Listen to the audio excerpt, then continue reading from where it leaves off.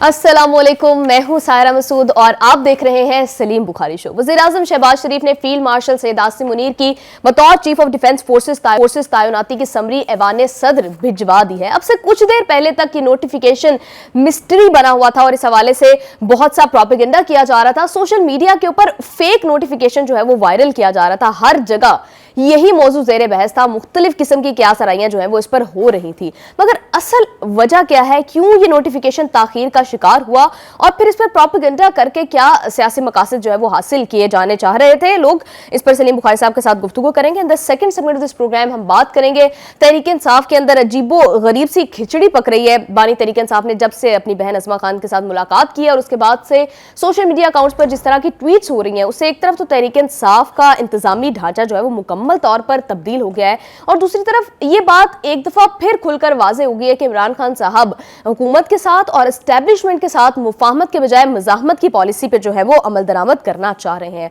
What sort of effect it will have on PTI's political future और खुद इमरान साहब की जो है वो रिहाई के ऊपर कितने लीथल इफेक्ट जो है वो इस पॉलिसी का होगा, इस पर सलीम बुखारी साहब का तज्जिया लेंगे। लास्टली बात करेंगे रशियन प्रेसिडेंट व्लादिमीर पुतिन ने यह कहा है कि वो यूरोप के साथ जंग करने के लिए तैयार है। यूरोप के बहुत से लोग भी जो है वो इस तरफ इशारा कर रहे हैं कि जंग का खतरा मौजूद है। क्या वाकई ही तीसरी जंग अजीम शुरू होने जा रही है? तमाम मामलात पर डिटेल डिस्कशन के लिए बढ़ते हैं सलीम बुखारी साहब की जानिब। वालेकुम बुखारी साहब, कैसे हैं आप? वालेकुम अस्सलाम, कैसी हैं सारा? आप खैरियत से हैं? मैं बिल्कुल ठीक ठाक। फलूसी जान छूटी कि नहीं छूटी अभी? जी बुखारी साहब, बस चल रहा है, अभी बेहतर हो गया है। बट बुखारी साहब फाइनली अब वो जो नोटिफिकेशन एक मिस्ट्री बना हुआ था, मुअम्मा बना हुआ था, उसके ऊपर इतना प्रोपेगेंडा हो रहा था, क्यों नहीं आ रहा नोटिफिकेशन, फाइनली आ गया। वज़ीर-ए-आज़म साहब ने दस्तखत कर दिया है, ऐवान सदर भिजवा दिया है।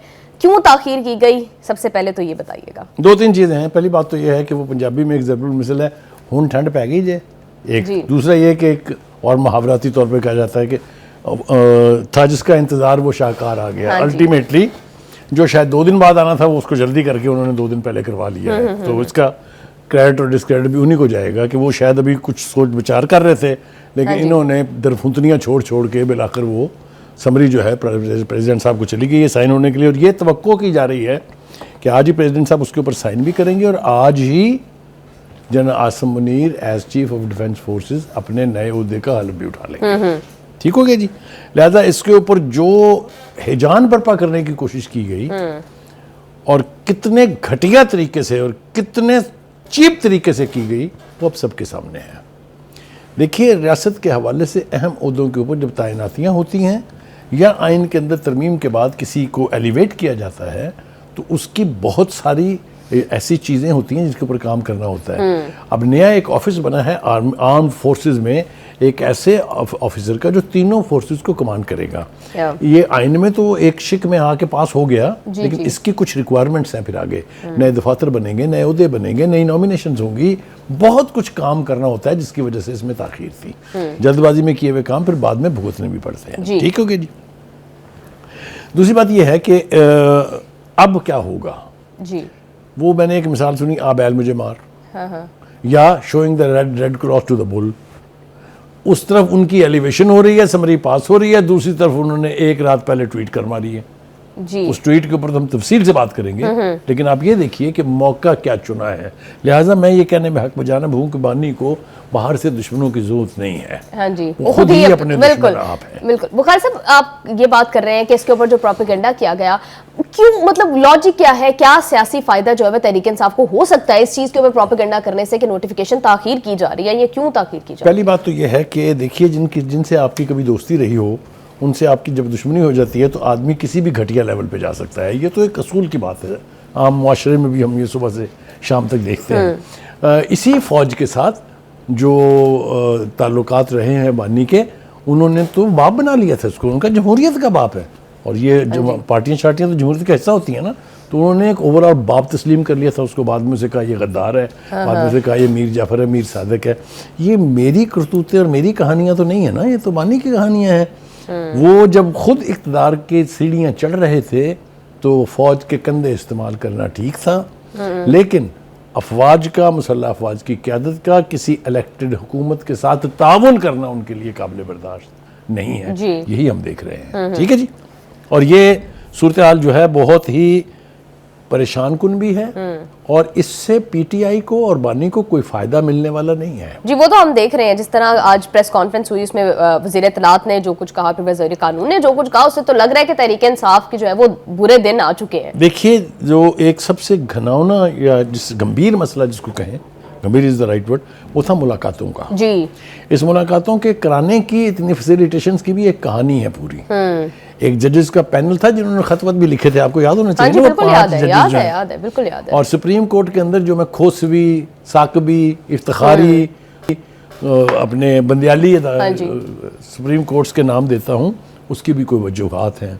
जब ये मुलाकातों की इजाज़त दी जा रही थी, उस वक्त जज साहब को उस वक्त के अटॉर्नी जनरल ने दिखाया कि जेल मैनुअल ये कहता है कि हफ्ते में नहीं बल्कि महीने में एक मुलाकात हो सकती है। फिर उसमें अमेंडमेंट आई, फिर 15 दिन में एक मुलाकात हो सकती है और उस मुलाकात की कोई गुफ्तगू बाहर पब्लिक में नहीं हो सकती। उनका हटाओ, इसको ये क्या है? Jail manual which is the law of the land, जिसके तहत जेलें गवर्न होती हैं, उनका इसको हटाओ।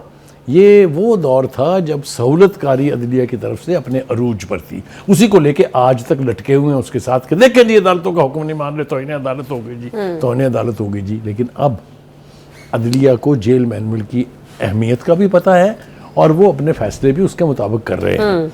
वो ये इजाज़त देते हैं बिल्कुल कि मुलाकातें होनी चाहिए, लेकिन मुलाकातें होंगी अब जो हमें बताया इन दो फेडरल मिनिस्टर ने जॉइंट प्रेस कॉन्फ्रेंस में, वो होंगी कानून और जेल मैनुअल के मुताबिक। अब तो वो कह रहे हैं कि इज़मा खान की तो बंद है मुलाकात, अब वो से वो तो नहीं उसके बंद होने की वजह है, हाँ। उनको इस कंडीशन पर जाने दिया गया था कि आप बाहर निकल के प्रेस कॉन्फ्रेंस नहीं करेंगी। लेकिन आपको पता है ना कि वो अपनी हरकतों से बात तो नहीं आए।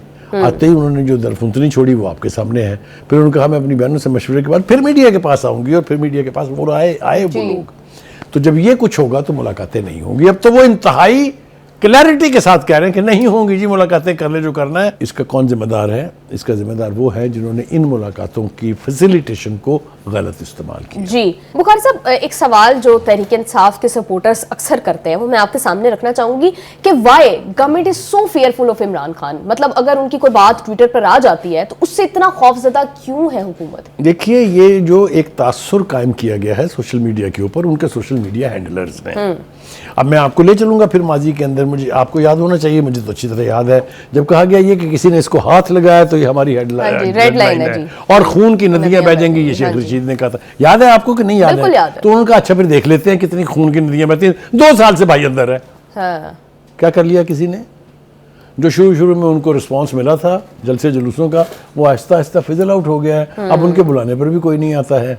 और एक नतीजा हमने और देखा कि जब इस तरह की बड़कें आप मारेंगे, जब इस तरह की ग्राउंड सिचुएशन को नज़रों में रखे बगैर आप ऐलानात करेंगे तो फिर लोग डिसग्रंटल्ड होते हैं। पहले तो वर्कर बैठा ना, जो 9th मई में आपने उनके साथ किया, उसके बाद वर्कर ने कहा हम तो नहीं आते जी आपके जुलूसों में। और फिर जब आपने देखा, जब वोटर ने ये देखा कि इनके पास सिवाय जलसे जुलूस करने के कोई काम ही नहीं है, इन्होंने तो कोई ढंग का काम अपनी कॉन्स्टिट्यूंसी में करके ही नहीं दिया, तो उसका रिफ्लेक्शन आपने बाई इलेक्शंस में देख लिया है कि अपने घर की सीट जो उनकी पक्की सीट थी वो भी उन्होंने खो दी है। तो ये इस किस्म के पार्टी के रवैये जो हैं उससे उसका वोटर और उसका वर्कर दोनों मुतासर होते हैं जी। और हम मिसाल के तौर पे कहते हैं पीपल्स पार्टी के साथ पंजाब में ये पहले हो चुका है, पहली दफ़ा नहीं है। जी। लेकिन बुखारी साहब, फिर आपको क्या लग रहा है कि अब मुलाकातें फिर से अगेन बंद कर दी जाएंगी और फैमिली मेंबर हो या कोई भी हो, चाहे वो वकला हो, उनकी मुलाकात नहीं करने दी जाएगी? देखिए जी, मुलाकातें अब होंगी एक तो वकला की, और वो भी उतनी ही जितनी इजाज़त है। लेकिन वकला भी तो बाहर आकर सियासी गुफ्तगू तो कर सकते हैं। करेंगे तो दोबारा नहीं मिलेंगे ना फिर। यही तो मैं आपको बताना चाह रहा हूँ। Anybody who will default on this facility will not be allowed to meet again. यही तो उस्मा के साथ हुआ है। हाँ जी। लेकिन बुखारी साहब, इसमें एक और इशू है कि जब भी ऐसा किया जाता है, मुलाकातें बंद की जाती है ज्यादा लंबे टाइम के लिए, तो इंटरनेशनल प्रेशर जो है वो बिल्ड होता है। इंटरनेशनल ह्यूमन राइट्स ऑर्गेनाइजेशन जो है वो उसके ऊपर बात करने लगती है। तो फिर उससे किस तरह से डील किया जाएगा? पाकिस्तान का एक इंटरनेशनल इमेज जो है वो खराब होता है। अब आपको इसकी भी जरा थोड़ी सी मिट्टी प्लीत कर लेनी चाहिए मेरे ख्याल से। अगर आपको याद हो तो ये तासुर भी कायम हुआ था ना, दुनिया में भी हुआ था, बाहर सोशल मीडिया हैंडलर्स ने भी करवाया था, पाकिस्तान में भी था। Every single member of the PTI thought the moment he takes oath of the office of the president of United States of America. हाँ जी। नेक्स्ट डे वो प्लेन पकड़ के यहाँ आएंगे और बानी को बाहर निकाल के ले आएंगे। फिर उसके बाद हमने ये भी देखा कि ये भी चलाया गया कि जनाब इस वक्त एक मॉब जो है उसने जाके जेल से उनको रिहा करा लिया है। हाँ जी। और अब जो है वो बस अपने नए उहदे का हल्फ उठाने वाले, ये इस तरह के तासुर जो हैं ये हवा में तहलील हो जाते हैं, ये मुसलसल कायम नहीं रहते हैं, क्योंकि जिनकी बुनियाद ना हो वो तासुर जो है ज्यादा देर तक कायम नहीं हाँ रहते। जी। बुखारी साहब, एक और भी बात है जिसके ऊपर मुझे आपकी क्लैरिटी चाहिए। आज जो ये जॉइंट प्रेस कॉन्फ्रेंस की गई वज़ीर कानून वज़ीर इत्तलात की जानिब से, उन्होंने ये भी बात की, बारहा बात की कि मरियम नवाज साहिबा को नवाज शरीफ से नहीं मिलने दिया जाता था, नवाज शरीफ पर इस किस्म की सख्तियां की गई, मरियम नवाज पर इस किस्म की सख्तियां की गई, लिहाजा अब हम ये कर रहे हैं तो ये जस्टिफाइड है। तो बुखारी साहब, आपको क्या लगता है कि ये एक सियासी इंतकाम बनता जा रहा है? इसके ऊपर थोड़ी सी क्लैरिटी। पहली बात तो ये है कि उन्होंने ये नहीं कहा कि चूंकि हमारे साथ ये होता था इसलिए हम आपके साथ कह रहे हैं, जी जी कर रहे हैं, ये मेरे ख्याल से थोड़ी सी ज्यादती है। जी, नहीं, क्योंकि फिर और पॉलिटिकल वेंजेंस क्या होती है? हाँ। और पॉलिटिकल वेंजेंस से ज्यादा बड़ा कोई जुर्म नहीं है। उन्होंने ये नहीं कहा, जी। उन्होंने तो सिर्फ ये याद दहानी कराई है कि ये खुद क्या करते रहे हैं। एग्जैक्टली वही ठीक है, इम्प्लाइड उनमें से किसी कोई चीज उस तरह की नहीं हुई है। न तो किसी ने अमेरिका के दौरे पर यह कहा कि मैं एसी उतरवा लूंगा, याद है आपको? पाकिस्तान के प्राइम मिनिस्टर के पास प्रेसिडेंट ट्रंप से मिलने के बाद सबसे वाहद बात यही थी करने के लिए कि मैं एसी उतरवा लूंगा। फिर यहाँ आके प्रैक्टिकली उन्होंने ये किया कि बेटी बाप को मिलने जाती है, जेल से उठा लेते हैं आप उसको, उसके बाप की आंखों के सामने उठा लेते हैं आप उसको। ये हवाले दिए जा रहे हैं कि ऐसा कुछ नहीं हो रहा, आप तो इस हद तक गए थे। और ये कोई इसमें दो राय नहीं है। आप 70% of all the press conferences and public rallies that Khan Saab has addressed, उसमें ये कहा था मैं जेल में भर दूंगा इनको। हाँ जी, बिल्कुल बिल्कुल बुखारी साहब। और फिर वंस अगेन फैसल वावडा साहब ने जो पेशन गोई की वो सच साबित हो रही है। अब ये है कि फैसल वावडा का मैं कायल तो बहुत पुराना हूँ, मतलब है वो ठीक है, उनका स्टाइल अपना एक है, इनफरादी स्टाइल है, लेकिन वो बात पते की इसलिए करते हैं कि उनके सोर्सेज बहुत सॉलिड हैं। उन्होंने कल रात बैठ के 3-4 बातें की थी, जिसमें से 4 तो पूरी हो गई हैं, 5वीं भी शायद पूरी हो जाएगी। एक तो उन्होंने कहा था कि नोटिफिकेशन आ जाएगा, दुनिया की कोई ताकत रोक नहीं सकती इसको, जी। पहली बात। दूसरी बात यह है कि उन्होंने कहा था कि सुहेल अफरीदी साहब कल जितने मर्जी तम तराक से आए मुलाकात नहीं होगी, नहीं हुई, ठीक है जी। उसके बाद जनाब उन्होंने कहा था कि जो बाहर बैठ के हर्जा सराई कर रहे हैं पाकिस्तान और रियासत के खिलाफ, कल ही से देखिएगा इनके साथ क्या होने वाला है, याद है आपको? हाँ जी। आज शुरू हो गया 2 बंदों का, हमारे जो इंटीरियर मिनिस्टर हैं उन्होंने हवालगी का मुतालबा कर दिया है, जिसमें एक आदिल राजा साहब जो हैं, जो पाकिस्तान आर्मी का नमक खा के और पाकिस्तान के की रियासत के खिलाफ प्रोपेगेंडा और जहर उगल रहे हैं वहाँ बैठ के, और दूसरे वो शहजाद अकबर साहब, वो जिनको अपने एक ख़ास मुंसलिक होने पर बहुत फ़ख्र था। उन्होंने जिस तरीके से 190 मिलियन के पाउंड का जो केस है उसके अंदर ब्रीफ केस पकड़ा था लंदन से, उसके वीडियो जो है अभी तक मौजूद है, उनको भी वापस लाने के लिए कहा। एक तीसरा है, उसका भी नाम नहीं आया लेकिन आ जाएगा आजकल में, वो है शहबाज गिल। इन लोगों ने बैठ के पाकिस्तान की रियासत के खिलाफ साजिशें की, गद्दारी की, वर्ल्ड बैंक और IMF के दफातर के सामने बैठ के मुजाहरे किए कि पाकिस्तान को लोन ना दें, पाकिस्तान को बैंकरप्ट आप डिक्लेयर कर दें, and so on and so on. Bukhari साहब, आपको क्या लगता है कि लीगली, और हम एक्स्ट्राडिशन ट्रीटी के तो वी नो कि दैट एग्जिस्ट, लेकिन लीगली क्या जो है वो बरतानिया है वो हमारे साथ इसके ऊपर ताउन करेगा, या फिर वो इसको फ्रीडम ऑफ स्पीच समझते हैं? देखिए, एक्स्ट्राडिशन ट्रीटी जो है ये under the Geneva convention United Nations का एक इंस्ट्रूमेंट है जो 2 मुल्क फ्री विल के तौर पर आपस में साइन करते हैं। और इसका बुनियादी मकसद ये है कि जो भी कोई ऐसा जुर्म करे जो स्टेट के खिलाफ हो और कहीं जाके ऐसे मुल्क में अपना ले ले जिसके साथ ट्रीटी है, तो वो उसकी हवालगी का मुतालबा कर सकते हैं। आपको याद होगा यहाँ पर तो रेमंड डेविस जैसे बंदे को बगैर किसी ट्रीटी के एक्स्ट्राडिट कर दिया गया था, याद नहीं आपको? और हम मुतालबा करते रहे कि आफिया को वापस भेजें, तो आज तक उन्होंने नहीं भेजा है। लेकिन जहाँ ये ट्रीटी होती है उसका बुनियादी जिम्मेदारी है उस होस्ट कंट्री के ऊपर जहाँ ऐसे लोग बैठे हों कि वो उनको हवाले कर दे। एक बात मैं अगर बता दूं आपको कि अगर वो हत्थे चढ़ गए तो सलूक उनके साथ बहुत बुरा होने वाला है, और कानून के मुताबिक होगा, कोई गैर कानूनी नहीं होगा। इसलिए कि जिस जिस किस्म की हर्जा सराइयाँ उन्होंने की हैं वो आपके सामने हैं। जिस तरह से खान साहब को मिसगाइड करके उनकी तबाही का बायस बने हैं शहजाद अकबर, वो सारी चीज़ें फिर सामने आएंगी। जी, ठीक है जी। बुखारी साहब, तहरीक इंसाफ वाली साइड पर तो हम बाद में आएंगे। गवर्नमेंट की साइड से जिस तरह से तहरीक इंसाफ को विद आयरन हैंड्स डील किया जा रहा है, क्या मुस्तकबिल देख रहे हैं कोई राह निकलेगी मिलकर बैठकर बात करने की, मुज़ाकरात की, कोई बर्फ पिघलेगी? देखिए, आप रियलिस्टिक जायजा लें कि जितनी भी ऑफर्स थी डायलॉग की to resolve this political chaos, वो हुकूमत की तरफ से है। जब वो इस बात पर मुज़र थे कि हम बात करेंगे ताकतवर तबके के साथ without naming the military leadership, उनको एडवाइस किया गया कि no, we are not interested, talk to the sitting government, जो बड़ी जमातों की अलाइड गवर्नमेंट है। ठीक है जी। आपने एक नहीं सुन के दी, जितनी भी ऑफर की गई आपने एक भी सुन के नहीं दी। और अगर एक मर्तबा आपने सुनी ली, जब आपने देखा कि और कोई रास्ता नहीं है, तो 3 राउंड आपने किए स्पीकर नेशनल असेंबली के दफ्तर में बैठ के, उसके चैम्बर में बैठ के, और उसके बाद भाग लिए जी। इसलिए कि बानी पीटीआई ने जेल से बैठ के लगामें खींची और कहा नो टॉक्स।